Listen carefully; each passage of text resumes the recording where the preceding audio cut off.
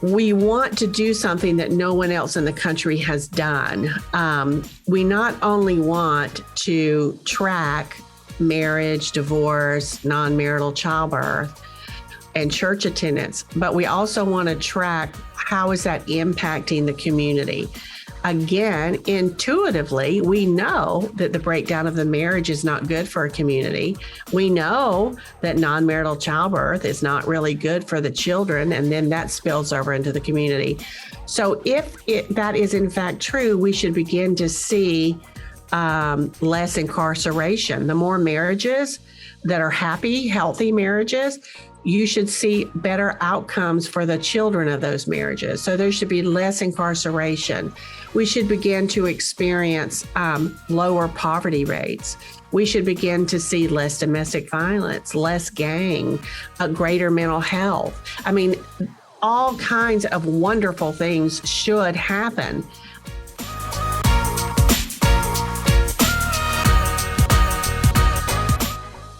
Welcome to the Feast Over Famine podcast. On this podcast, we're navigating the tension that we find where mission and profit collide. We're talking to CEOs, founders, executive directors, impact investors, and all of what we've identified as the global ecosystem of the social enterprise, business for transformation, business as mission landscape. We're talking to them about the obstacles they face, the strategic challenges they've been through, how they're funded, how they were started, and everything that's happened in between. We are trying to share their story in a way that's impactful to help us all to grow the social enterprise space for the better. Enjoy this week's episode with your host, Ryan Mahaffey.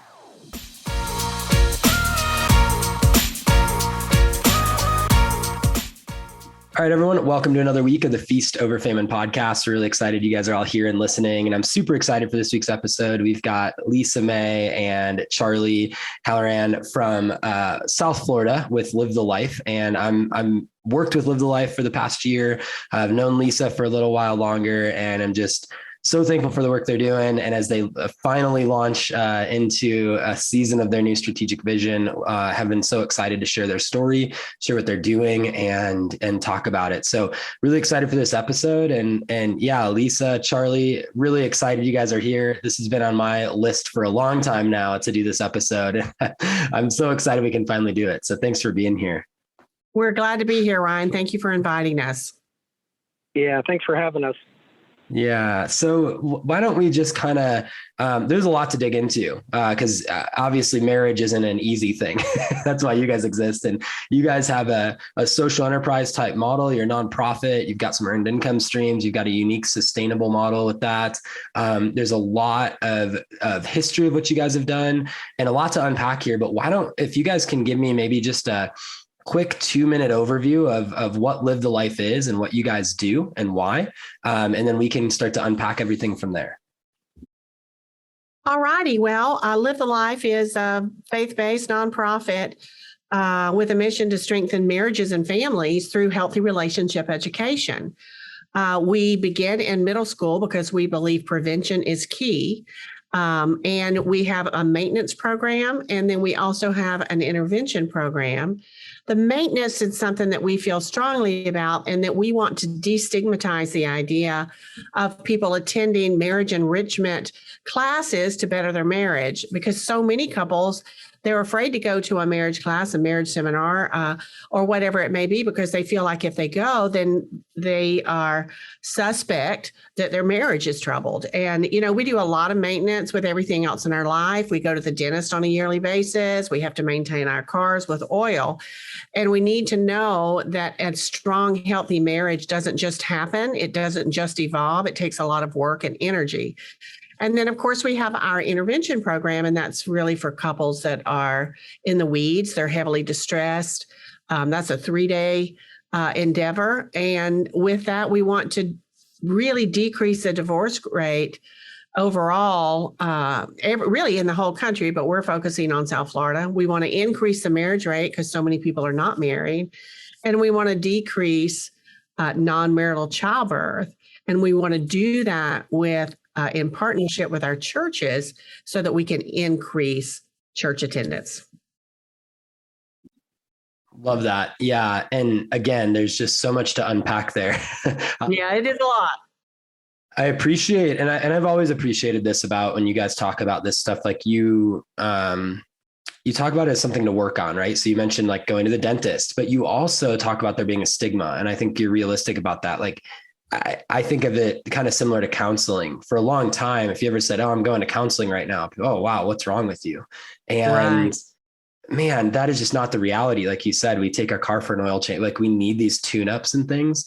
And the other thing I've appreciated a lot about you guys is how holistic you guys are approaching things. From the school programs to the tune-up weekends, and then to the like intensives and different things like that. And Charlie, I remember when you sent me your guys' curriculum at some point when we first started working together, and I was going through it. I was like, man, I'm excited to do some of this with in my marriage. Like that'll be really cool. So I've always been really impressed. I'm really excited about it, and yeah, excited to unpack it. So why don't we, maybe you guys can share a little bit of the backstory. So like how, obviously the backstory of marriage goes really far back, but the backstory of Live the Life and how you guys each individually as got involved in this, why you care so deeply to be involved in this. Obviously, Live the Life is more than just the Live the Life South Florida. There's a relationship there. So maybe you can give me the backstory, the history, what you guys have done so far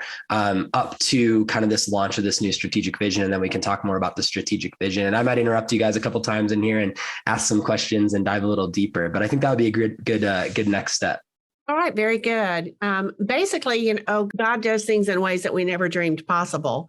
But my husband and I served on a statewide board for Florida years ago, and Richard Albertson, who is the founder of Live the Life, was working in that nonprofit arena, and that nonprofit wanted to move to what he considered to be more of an airways campaign. And Richard was particularly interested in what he saw as a grassroots endeavor.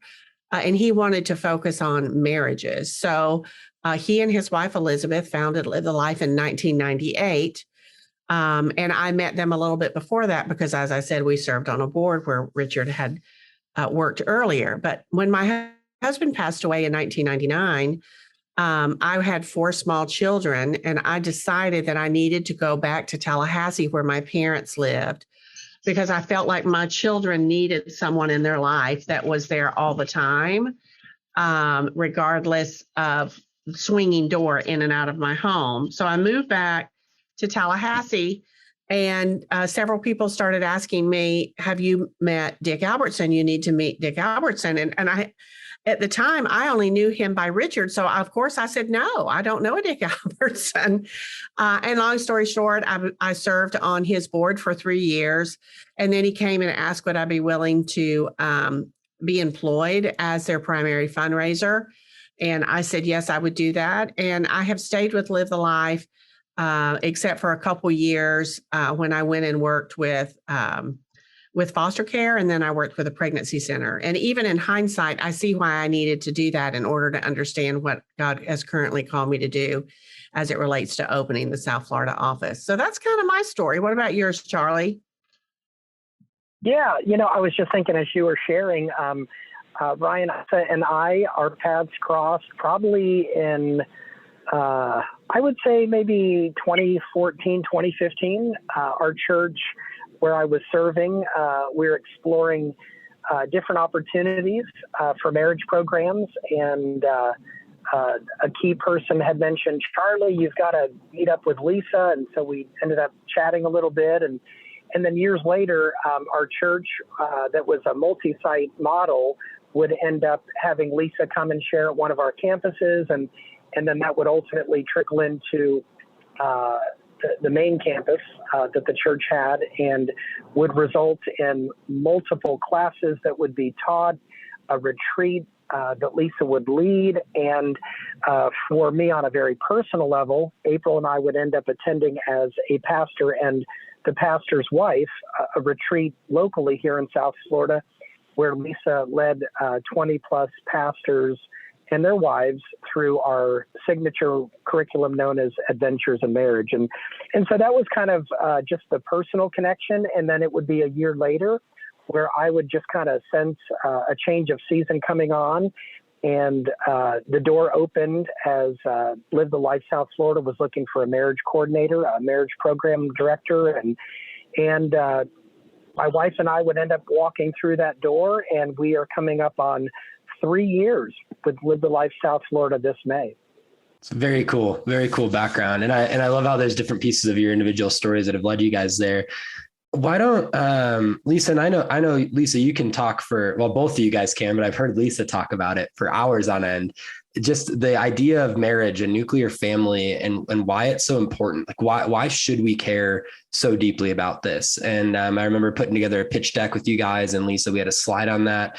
But why is this so important? I mean, there's so many other things going on. There's other things that you could work on: homelessness, addiction, incarceration, all sorts of things, right? And I'm not saying that one's better than the other, but I think you guys have a really cool heart for marriage. And so I'm curious to hear a little more about that part of it. And I guess before you share, Lisa, sorry, like a little bit of Broward County, like the Fort Lauderdale area where you guys are, like, why is marriage so important, but also like what's going on there and how does it impact those things? I guess that plays into it as well. And why is it important for the community to care about it? Well, marriage was really created in the week of creation. God created marriage before he birthed his church. And so I believe that marriage and our family relationships are foundational to better communities, better relationships. And I also believe marriage is the vehicle that God really begins to reveal himself to us. I've thought many times about, would I have embraced a relationship with Jesus Christ had I not had my dad, particularly? A strong marriage and a good father figure allows me to trust a being that I can't see. It allows me to have faith in someone's goodness. If I had been raised in a home where I had an absent father or an abusive father and mother, I don't know that I would have been as open to receiving Christ, because my parents really birthed an ability to trust. And a lot of people can't trust. If I can't trust my earthly beings, how can I trust a spiritual being? How can I trust God that I can't see? I can't touch. And so marriage to me is really the bullseye for our communities in terms of, if we have strong relationships, strong marriages, healthy families, you're going to see that trickle down into all of society. And basically, if you really spent some time researching our societal woes and issues, you'll find most of it goes back to the breakdown of the family. Yeah. Charlie, you have anything to add on that?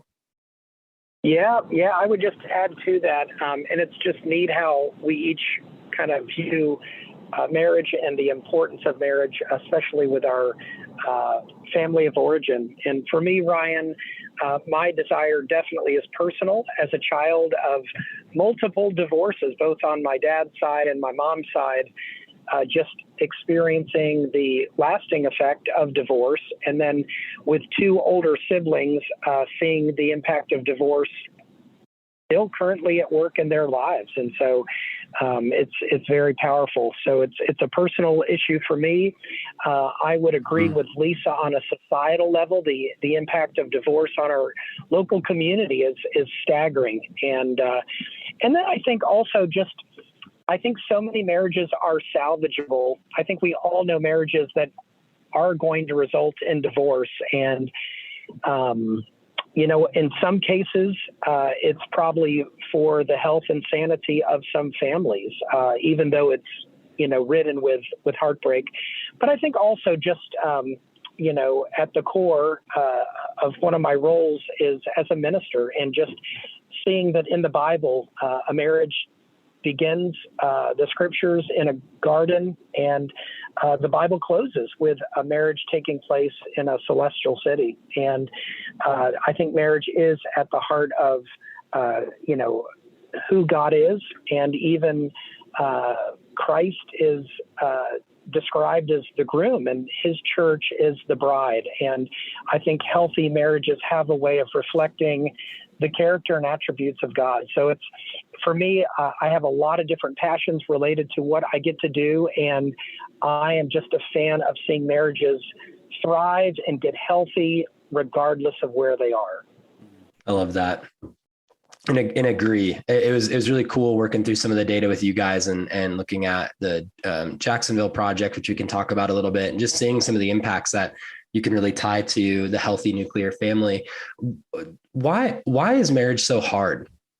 Like, I mean, and I know that's like a simple question, but a broad question, but I mean, at the end of the day, your guys is a big part of what you guys are doing is that adventures in marriage, that tune-up weekend, and then the deep dive intensives. And it's just hard. Like, I don't know if there's like, people think about getting married and this is my forever person. Everything's gonna be like roses and unicorns and everything is going to be great forever.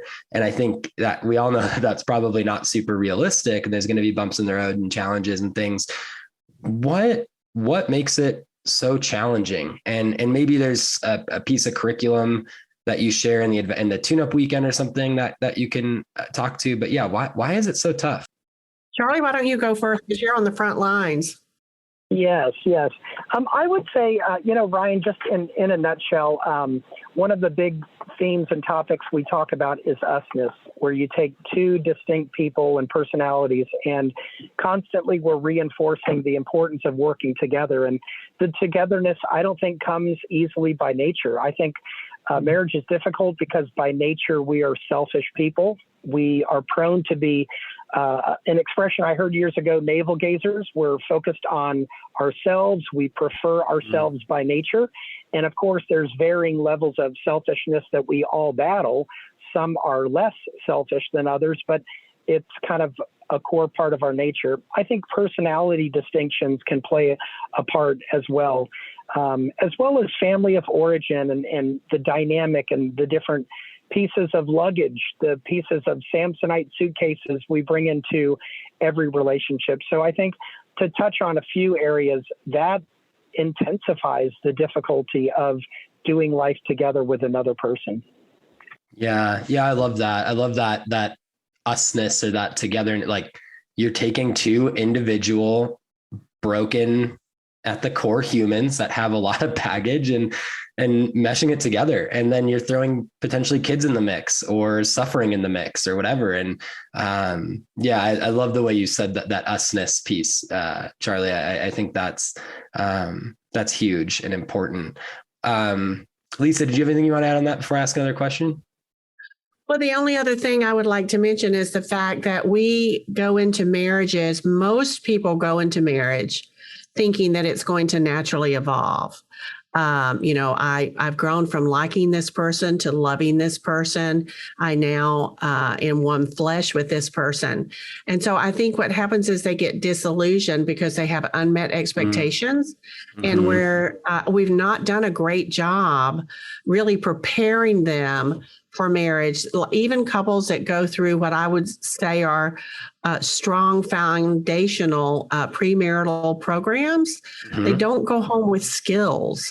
So when they get home and they hit a wall, they don't know how to conquer it. They don't know how to climb over it. And I just think that slowly but surely it begins to break down. And so many times, people think it's just something that happens. And if it doesn't happen, it means, well, you've changed or I married the wrong person. And one of the things that we tell our couples is that soulmates are not found. They are not born. They're grown. I love that. Yeah. And I love that. And I appreciate your, like, you go from liking to loving somebody. Kira and I have it's a running joke. And it's also a little bit cynical, but occasionally we just say, "Hey, I love you. I just don't really like you right now." And it's like, you know what? That's okay. I love you. I love you deeply. I don't like you right now. You're annoying. And we'll figure that out. And I think there's an element too of Yeah, that realistic, like not trying to make it something it isn't, and to really be on a journey together. And I love your guys' approach to that. And again, how holistic it is. You kind of touched on it, but let's talk about the preparation work. So we've talked about a little bit of like what it looks to do the tune-up weekend, the intensity piece, but you guys do a lot of preparation stuff too. So you guys are in schools helping talk to kids, and that's not just talking to kids about, hey, here's what being married is going to look like, and then you guys are doing some young adult stuff at different times. There's kind of that whole season before someone gets married. And I've even heard you guys talk about how interacting with kids in schools and teaching them about healthy families will actually potentially impact their parents in a cool way. So talk to me a little bit about like the philosophy and all that stuff for kind of that preseason and some of the programs you guys are doing there. Mm-hmm. Well, for me, what really attracted me to the prevention piece was in the early days of Live the Life, we were working solely with churches. We were trying to help churches birth marriage programs and then trying to come alongside and develop mentorships, because we saw so many couples come to us privately, and many of the challenges had to do with things that had occurred early in their lives, before maybe even they knew one another. There were decisions that they had made that they had not shared. And so we thought we have to go to the headwaters, because it's our students that are going to begin to make lifelong decisions in the next 5 to 10 years. And we used to only work with students in high school, but we realize now we have to back that up further. And we have a prevention program where we start with middle school students. And it's an in-class elective.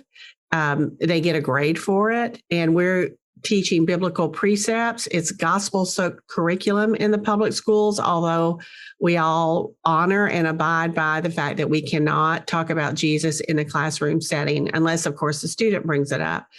But we teach them about personality and what the personality styles are, and so that they can begin to recognize people that they share life with in their homes. Sometimes what we see in terms of the way someone responds to us is really more about a personality than it is personal, even though it feels very personal. So when they can begin to understand that, they have more compassion and tolerance for their friendships and their family structure. Another thing we teach them is, how do you solve a conflict without it getting ugly? How do you have a conversation without it becoming a dirty fight? And oddly enough, another thing that we teach that they never have heard is, what is forgiveness? People are not really educated about what forgiveness is or isn't. And most students believe that forgiveness means all my feelings are warm and fuzzy again, and I'm ready to share life with you again and bring you in. And as adults, we know that that's not necessarily what forgiveness means. Mm-hmm. So they're very hungry. And sadly, 68% of our families in the United States are no longer headed by both biological parents. Mm. So when you see those kind of staggering statistics, we thought we have to go to our students as a prevention piece for family fragmentation. Yeah. And layer in those skills. I mean, it's basically relational skill sets is a lot of, relational skills is a lot of what you're talking about, and emotional intelligence and those things. And it's cool that there's a biblical approach and a biblical foundation for everything you just said, but obviously you're in public schools. You don't need to integrate that. Like, those are things you can just teach, and then you can back that up. And so I've also appreciated how you guys have blended the faith versus non-faith way of doing what you guys do, but kind of staying true to the convictions of that.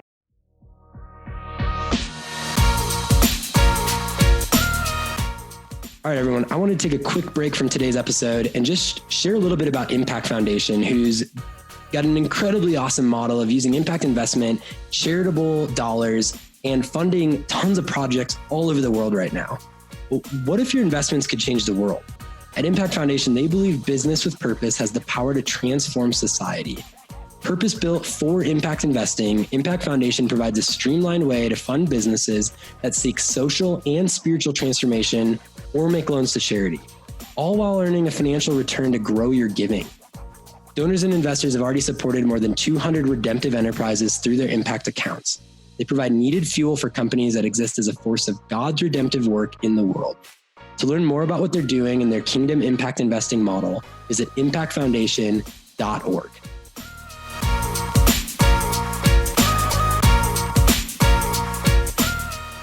So let's shift gears a little bit. Let's talk about the sustainability. Obviously this podcast is about social enterprise and impact investing and making a more fiscally self-sustainable and operationally self-sustainable model for a lot of ministries and nonprofits. So you guys are a 501c3 nonprofit in Florida. You've been fundraising, doing all that, but as part of this 10-year strategic vision, you guys are integrating an earned income stream, charging in certain ways and working with businesses and charging for some of what you guys are doing, and that's supplementing some of that. So I guess talk to me about why you guys decided, hey, we do want to charge for some of what we do, and why fiscal self-sustainability is important, how you're talking to your major donors about that and how they're responding to it in good ways or bad ways or anything. And yeah, that whole piece of how that mixes into what you guys do.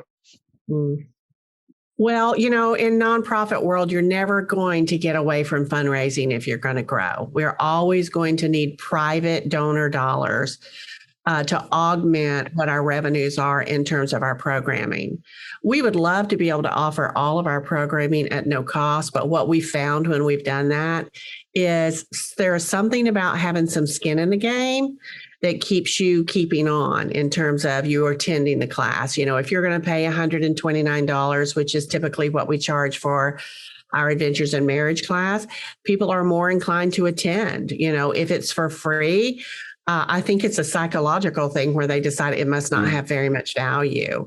And quite frankly, as it relates to the Hope Weekends, which is our marriage intensive, Hope Weekend for us is it's $1,500 weekend, and that doesn't include any kind of lodging.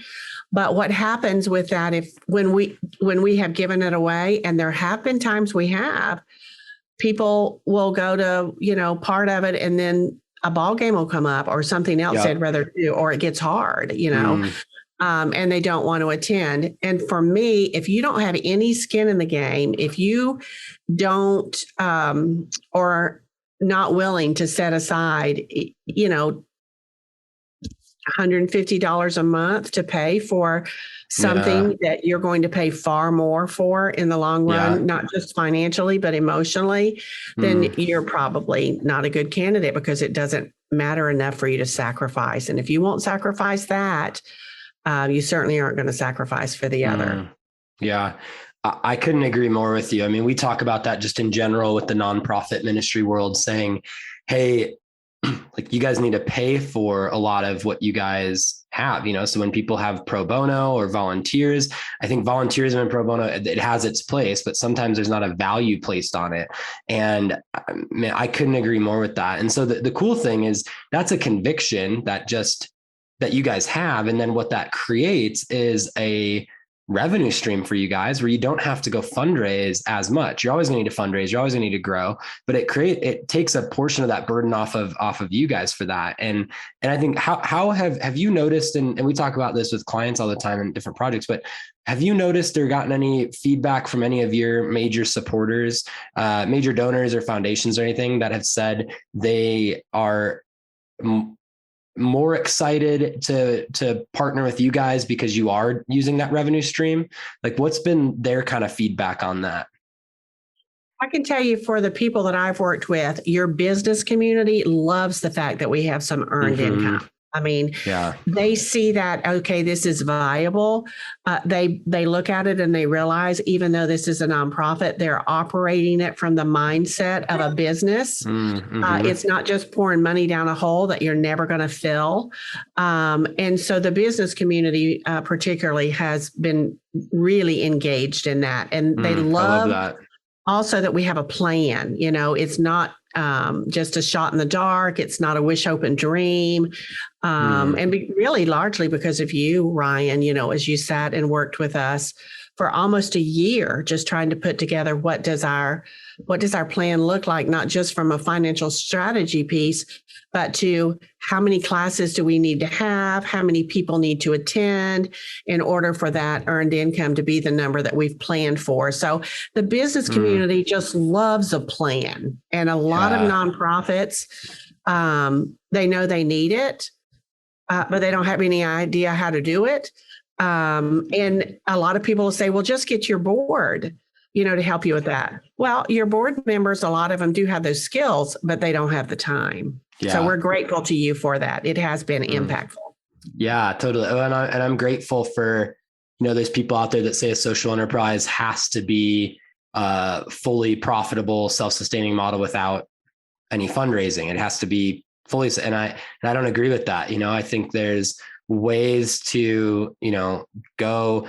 I always say it's like a utilization of the global economic marketplace. And if we can take for social good, and if we can take funds, Tom's Shoes isn't the best example, but it's an example that everyone knows. Like, they took market share away from Nike. People were going to go buy Nike shoes. And some people said, I'm going to buy Tom's instead. And they attempted to and did a good bit of social good as a result of that. And that was great. And I think for you guys, it's like people might go spend $1,500 on 3 tickets to go see the Miami Dolphins on a weekend, or they're saying, you know what, I'm going to take that $1,500 out of the marketplace and I'm going to pay to go invest in my marriage that way. And so you guys are doing that as a nonprofit. And so I'll always be a proponent for saying, like, social enterprise is a spectrum, and that, and it can be a really powerful one. And I think it's super cool, your guys' perspective on that front. Talk to me a little bit about the strategic plan. So, like, we've talked about what you guys do, how you do it. We've talked about the social enterprise angle and what that looks like, but I've alluded to this 10-year strategic vision, Broward County specifically, less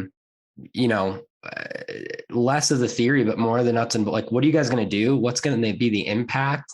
What are you guys pushing for? And what is that going to look like? And why are you excited about it? Well, I can share that this has been something on my mind for a few years, because there was an organization named the Philanthropy Roundtable. And basically that is funders that have the ability to give away a minimum of $100,000 a year towards charity. And what happens within that group is people come in with different ideas, concepts, and there was a book written by a lady named Mary Eberstadt, and the name of the book was How the West Really Lost God. And basically what she did was an enormous amount of research on what is the relationship to the church and the family. And she was able to share what we know intuitively to be true, but she was able to demonstrate the validity of it through lots of statistics and her various research. And so she published the book that basically the family and the church operate more like a double helix. When the church does well, the family does well. When the family doesn't do well, the church doesn't do well. We're interconnected and very much interdependent. So this concept was taken to the Philanthropy Roundtable, and they decided that they were going to fund 3 initiatives to prove whether or not what she was saying was accurate. So they chose Jacksonville, which is an entire county in and of itself. Jacksonville, Florida is also Duval County. And they invested $1 per population. So for Duval County at that time, the population was 900,000. And so that's what they invested for 2.5 years to see, can you drive down the divorce rate? So the Live the Life office there collaborated, I think it's about 93 churches, where they went in, trained the churches, trained facilitators, instructors in our Adventures in Marriage program, and then flooded it out into the community. And the first year they saw the divorce rate drop by 17%. The second year, the divorce rate dropped by, I think, 26%. And so, after they were able to prove the concept, the roundtable said, okay, we've proven the concept and we no longer have funded it.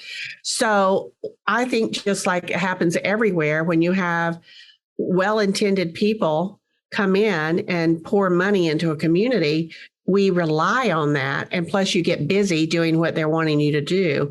But the grassroots was not really developed at that point in time within that office. So I thought this is something I'd love to see Broward do, but we needed more time to develop our grassroots effort. And so last year we felt like we were getting there. We had really good outcomes. Our name was out there somewhat. And we thought, okay, I think we're ready to do it. And of course, that's when I went to a local businessman here, and he said, you need to talk to Ryan at Feast Over Famine out in Denver. And that began that conversation. But we want to do something that no one else in the country has done. We not only want to track marriage, divorce, non-marital childbirth, and church attendance, but we also want to track how is that impacting the community. Again, intuitively, we know that the breakdown of the marriage is not good for a community. We know that non-marital childbirth is not really good for the children, and then that spills over into the community. So if that is in fact true, we should begin to see less incarceration. The more marriages that are happy, healthy marriages, you should see better outcomes for the children of those marriages. So there should be less incarceration. We should begin to experience lower poverty rates. We should begin to see less domestic violence, less gang, greater mental health. I mean, all kinds of wonderful things should happen. I believe biblically, God created us to be in a marriage for most people. And we know that it's better. It's better for those kids. It's better for us as individuals. There's all kinds of stats out there. I mean, people live longer typically.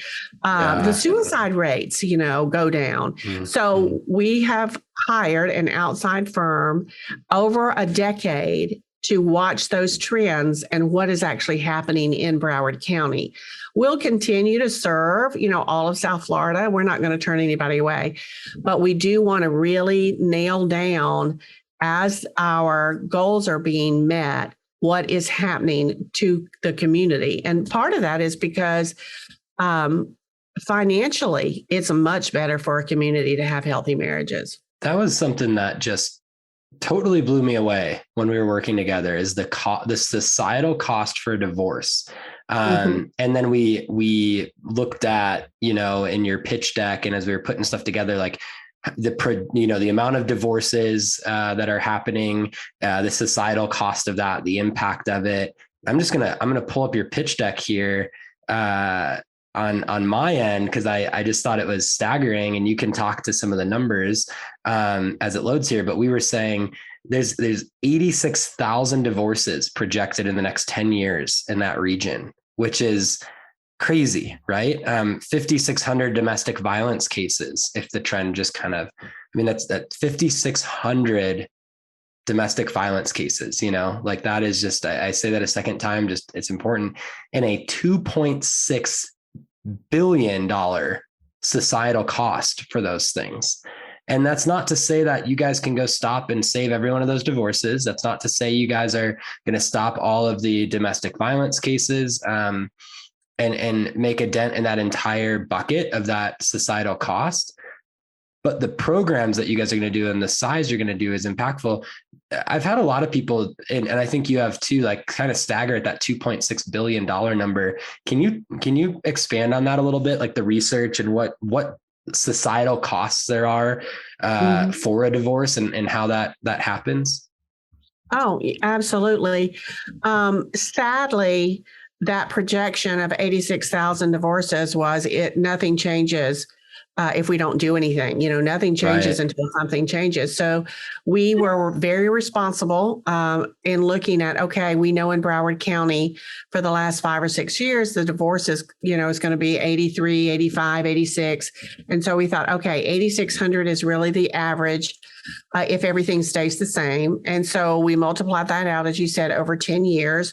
Saying, okay, if everything stays equal, and then we know it'll probably get worse, but if everything stays equal and we have 86,000 divorces, yes, it's going to cost really Broward County $2.6 billion. Well, people have said, well, how do you know that? I mean, how can you come up with that? Well, David Schramm out of the University of Utah did a study a few years back trying to determine what is divorce actually costing America. And so we discovered that basically every divorce on an average cost us $31,000 here in South Florida. And that $31,000 are in goods and services that now have to be provided for that family, because typically when people divorce, it changes where they are financially. They no longer qualify for some things. Their tax write-offs are not the same. There's all kind of things that fall into that. And so what happens is they need to go and get subsidies through TANF, and just various things, doctor things, hospitalizations, just all kinds of things. And really society has to make up the difference now for what a healthy, intact family looks like versus one that's not. Now, that's not to say there are many couples out there that they'll divorce and they won't have to go to gather any kind of subsidies, but the 31,000 is the average. So if you take the 31,000 and you multiply it times 86,000 divorces, that's $2.6 billion. Yes, absolutely. It's just crazy. Yeah. Yeah. And I appreciate you expanding that, because it just kind of wraps people, like, it's not just, oh, let's save marriage. It's not, oh, let's just save marriages, or, oh, let's save divorce. It's not just that. It's looking deeper at the societal impacts and things. So maybe that's a good way to wrap up here. What happens in 10 years then? And I've got the 10-year goal kind of thing pulled up here on my end.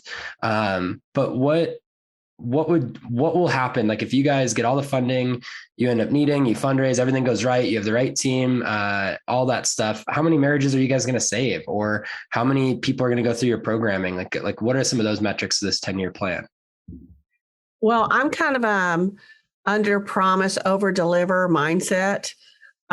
So we really shot low, and we also did this based on trends. It wasn't just a number we picked out. But we believe if everything goes as we have planned and as God ordains, we'll see 20,000 marriages that won't get a divorce. And 20,000 marriages with no divorce actually saves Broward County $620 million. Which is crazy. Yeah. Mm-hmm. Which is just crazy. Well, and the cool thing about that, and we've had individuals on the podcast before discussing social impact bonds, is if the government is going to have to pay $2.6 billion, and I know that's not perfectly rounded because some of that's legal expense. So let's just say that is a government cost, and they could put $20 million, say, into a project like yours, just the government could, and it's going to save 20,000 marriages at a $31,000 cost. Like, for the government, they're actually, the ROI is positive in that scenario. Now, is the government going to actually do that? Probably not. There's so much red tape, so much going on there. But the theory is like, wow, we can actually save money. And then that the government can reinvest that into other services to continue helping and continue doing things and continue serving people and doing those things, which is just really special and really cool. So yeah, it's awesome. I mean, Charlie, you have a huge heart and you're deep in on this too. Lisa and I have been sparring a little on these numbers and some of these societal impacts. Do you have anything that we've missed or you want to throw into the mix on it? Yeah, I would just add, I think one of the pieces of fruit that should come as a result is our organization, one of our goals is to increase the marital rate. And I think as the landscape for married couples gets healthier, it's such a commentary to those considering marriage, and to know that, hey, you could potentially have a healthy relationship, and there's help out there. So if we could have more people say, you know what, we want to do life together legally, and with our hearts joined together, that would be a huge win for us. And I think it's neat, even here in South Florida, Ryan, the state of Florida gives a discount on a marriage license for any couple that has made some type of preparation. And as much as I wish it was just a big-hearted government saying, we love marriages, I think some of it is the very topic we're talking about, which is, hey, most couples that prepare for marriage have a greater survival rate. And so, again, that would be my hope as a result of 10 years, that people would say, hey, we've seen, couples that we know get healthy, and you know what, we have a chance to survive too, if we're willing to say, I do. Yeah, I love that. I mean, I just love that it's this blend of economics and politics and marriage and theology and kids, and like you guys are, it's not just one thing. It's so thought out, and it really transcends all those things and takes all of it working together. But you guys aren't paralyzed by that. Like, you're also just willing to go out and do your thing and not need those pieces to come together. And I think that's a really good spot for an organization to be, to say, we're going to change the world. We have these huge goals and we're just going to keep chipping away at it in a really positive, impactful way. So I'm so thankful for you guys and thankful for what you're doing. I can't wait to see the metrics grow and you guys be successful, and who knows, maybe be doing this across the country in a certain number of years, or across the world, because it's needed and really cool. So thank you guys for being on. I really appreciate it, and always enjoy having you guys. Thanks so much, Ryan. We're big admirers.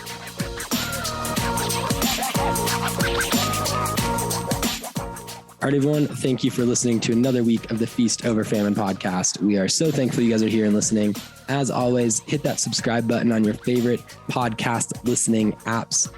We would love to keep you guys up to date on new episodes that are coming out, when we're launching new episodes, when we're launching new seasons, and everything in between. So when we're in season, episodes are dropping every single Wednesday. Hit that subscribe button. Make sure you're up to date. Also, if you're loving what we're doing, be sure to follow us on Facebook, Instagram, LinkedIn, where we're constantly posting about our projects, what they're doing, what kinds of things we're working on. We'll recycle some podcasts, things about our partners, all sorts of fun stuff that you want to see. So hit us up on Facebook, Instagram, LinkedIn, all that kind of stuff, and check out what we're doing there. And yeah, we're stoked that you guys are listening. We hope this has been really fruitful, and we will catch you guys next week.